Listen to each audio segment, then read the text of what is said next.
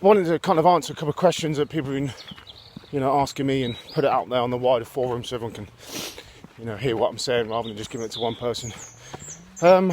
Long distance marches and, consumption of water, electrolytes, food, etc.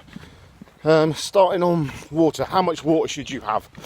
Okay, is it a long distance march in the desert, or is it a long distance march in the hills, or is it somewhere completely flat? Okay, so ground dependent also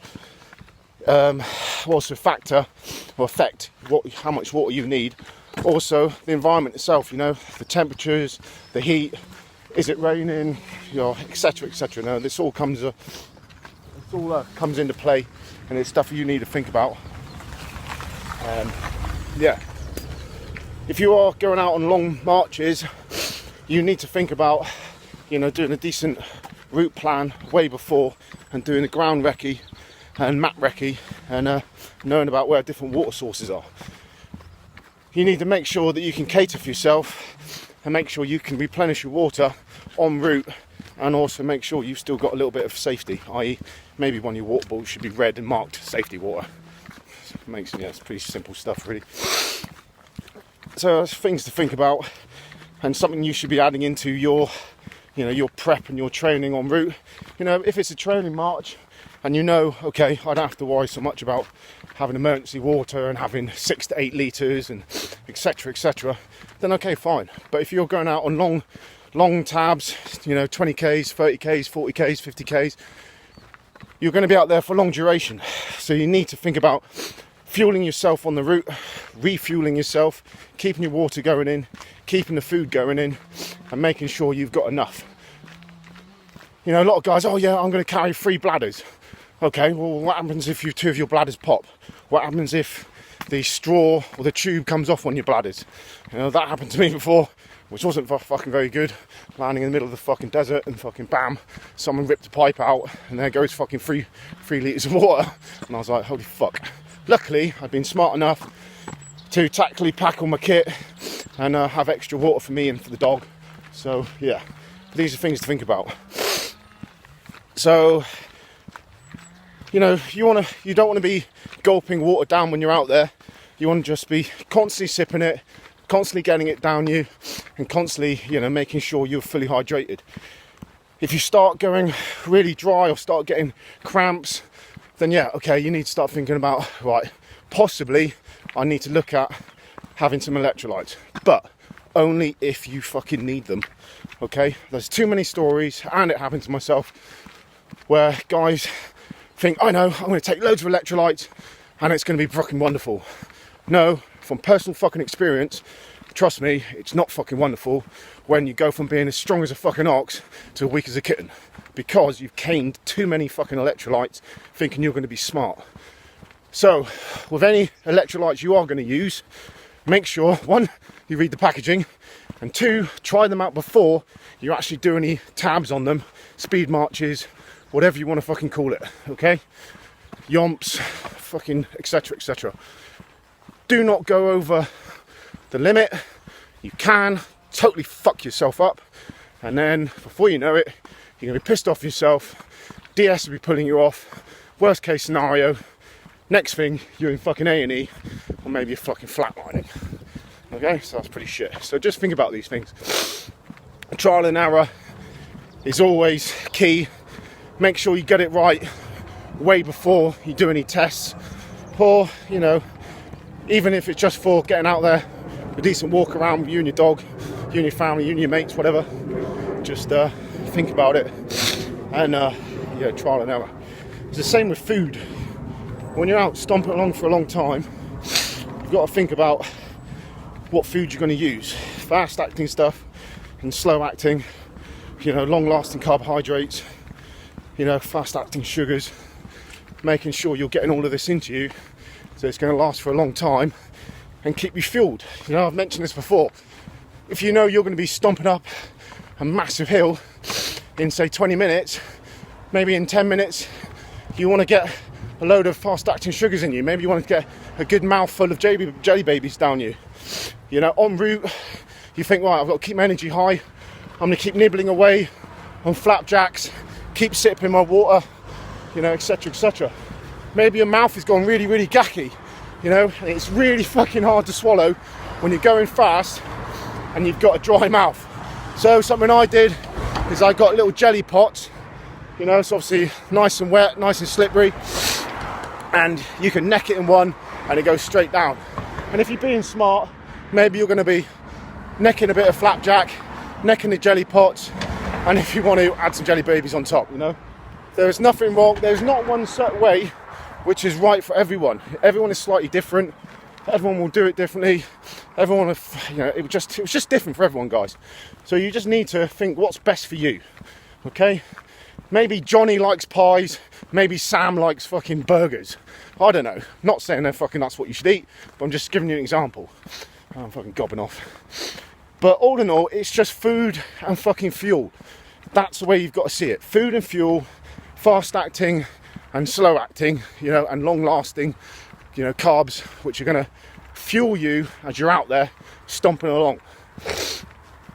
When you're out on your tab, okay, let's give an example, like UKSF has 4k an hour. Okay, that's 4k an hour all the time, okay? That's cross-graining, you know, following ridge lines, you name it. Yes, this speed will go up and down, and, you know, suddenly you'll be going uphill and you'll be down to 1k an hour, okay? Because it's such a high such a high steep gradient. And then suddenly you could be on the flat and you could be back up to 4k an hour. And then suddenly you're going downhill and you're on suddenly 6k an hour. Well, all you're thinking about is getting time in the bag.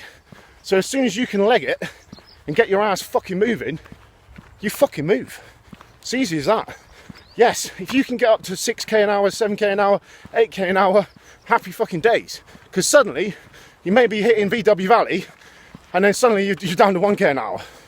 You know, or going up fucking all the other different features and trig points and everything else there. Some massive features up on the hills, and there's massive features wherever you are. You know, over in the Rockies, wherever you are, a hill is a hill, right? Unless you're an absolute fucking Superman and you can scream up it like a lunatic, then it's going to be hard work, so you're going to slow down. But all you've got to do is think about, how am I going to adjust this? How am I going to keep working hard? And I'm going to work with it. Because where there's a will, there's a way. You just need to understand the ground and understand pushing yourself no matter what. You know, do something to occupy time. You know, do something which keeps you focused. God, I remember many years ago I was running along thinking about bloody thinking about Lord of the Rings and Strider and Legolas and Gimli running through the mountains. That kept going through my mind loads of times when I was running around the hills, which is always pretty funny. And I remember back looking on that, legging it across the features, and it was snowy, and it was a nice clear blue day, and it looked fucking awesome. But yeah, I was legging it along. All I kept thinking about was fucking Lord of the Rings. It was quite funny. So, you know, I was filling my mind, keeping myself occupied, and then at the same time, I'm thinking about the ground in front of me. I'm thinking about the route where I'm going. I've already flown the route in my head, and I know, okay, we've got this long flat, it's going to drop down to marshland. From there I'm going to come up, I'm hitting this next feature, I've got a fake summit and then a true summit, and I'm thinking about how I'm prepping myself for this. You know, I'm getting my mindset in it, and I'm just prepared to work. You're there, you're going to get it done, and you're going to smash it out. What goes up comes down. So yes, you're going to work fucking hard at some point, and then you're going to taper off and you'll be able to recover on the way down. Remember, on the way down and on the flats, that's obviously where you're going to make up a lot of your time and your speed and get time in the bank. You want to get as much time in the bank as possible. And by doing ground recce's and decent route mechis and learning the areas wherever you are, you know, if you're up on some competition and going some course and you want to be the best you can be, ground recce's, route recce's, you know, map recce's, it just fucking helps you massively, guys. You know, maybe you know the ground and know the best route, because just because it's a straight direction doesn't mean it's the right fucking route. It doesn't mean it's the best route. You know, okay, I'm going to cut through this tree block. No, 4 hours later, you're still just stuck in a fucking tree block. You're having a fucking epic. You're fucking pissed off. You're running out of time. You're freaking out. And then fucking dipshit fucking Tommy, who's fucking crap, next thing, he suddenly appears in front of you and he's gone around the wood, I should say, took the long route, but he's been fucking faster. So just things to think about, you know. I know it sounds pretty fucking simple, but to a lot of people it's not fucking simple, and you know, just think about these things. What else have I gob off about? So I talked about water, talked about food, talked about kit and equipment. Yeah, kit and equipment. Like today, I've got a new pack on, wider straps, better support on my back, wider straps because, you know, slightly more comfy for my shoulders. I've got a shoulder injury right now. I can't fucking shift it, and it's really pissing me off. So thinking of how I can adapt my kit, and also thinking about carrying a heavier weight. So hence why, you know, change around the kit, see what's working better. It's a good pack, so it's all good. You know, correct footwear for what you're doing, making sure you've got decent support in your ankles. What else? Electrolytes, talked about that. Yeah, one thing, if you are doing electrolytes, you know, obviously, like I said, be very, very smart of it, but also think about adding in some glucose to your water. You know, glucose in your water, fucking cheap to buy, and another energy spike, and you know, just will help you out massively.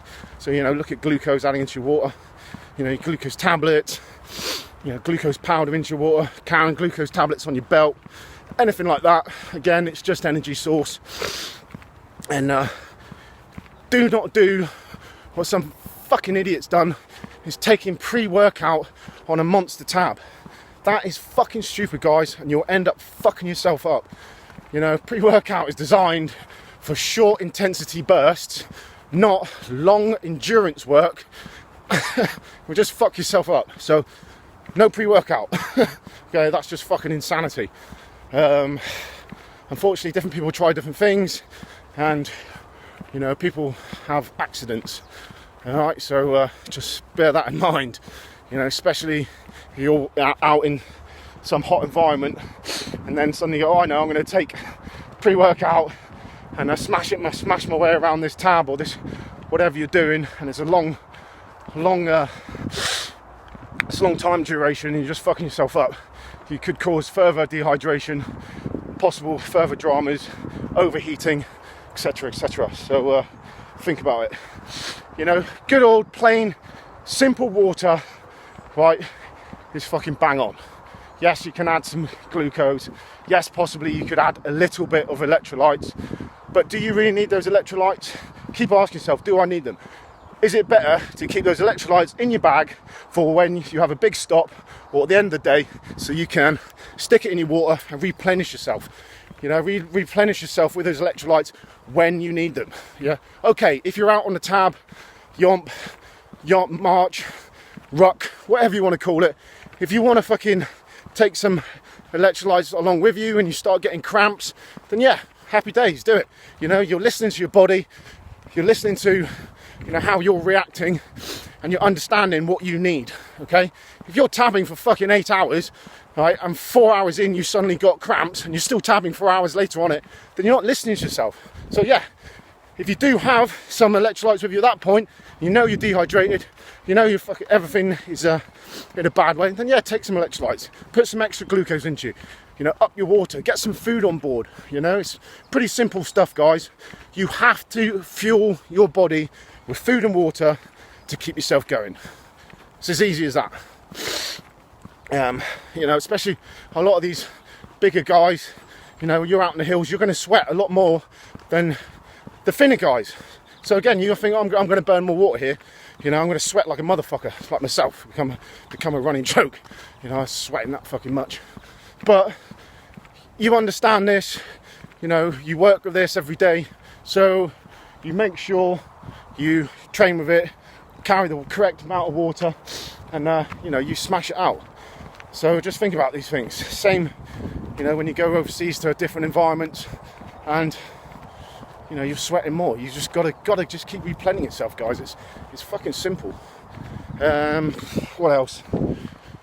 I've been gobbing off for quite a long time, haven't I?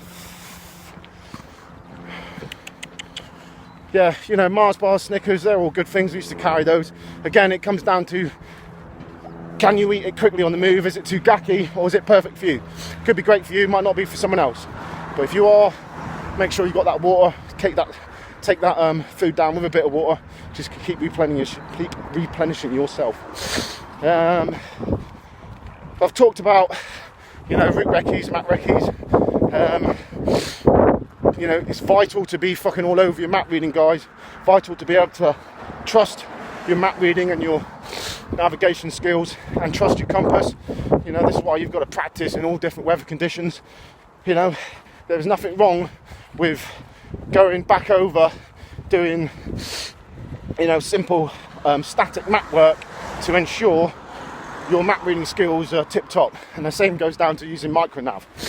You know, practice, you know, different things like resection and, you know, all those gubbins, just so you're all over it and you're happy with it. Yeah, do not rely on just using fucking GPSs, because that's just crap. Yeah, they are a good aid, but you should not just navigate by them. So yeah, you know, if you're out on the hills and you've got it and it's tucked away for an emergency situation, or if you just need to make sure you're correcting yourself and you know exactly where you are, then yeah, fine. Get out your GPS and get your 6-figure, 8-figure, 10-figure grid, you know, pinpoint yourself, and then, you know, start on again. Or maybe one person carry it in a group, and then you only use it if you really, really need it. But, you know, that's up to you. I'm not going to teach you subjects. I'm just gobbing off about God knows what. What else? Yeah, well done to Akira over in the States with his massive ruck that he did over the hills. Quite a few of these points are things that he asked me about. So, you know, everyone's got different opinions and doing different things. What comes down to it is what works best for you. You know, I'm just going off from what my personal experience is, buddies I've worked with over the years, you know, and friends who are still out on, you know, mountain rescue and all this kind of business. And if, you know, learn from others, understand what you're doing, and get it right. Always get it right before you go into any competitions, you know, or any tests. Just make sure you practice with the kit that you've got. Make sure it's right. Practice with your food, practice your map reading. Just practice everything, break it down into small little bits and just practice it all and get it right rather than fucking up. Pretty simple. Okay, well, I'm going to stop gubbing off and crack on with this, and yeah, have a good day. Yeah, last thing, if you do, I'll just try and give points that I think are beneficial for many guys asking me anything.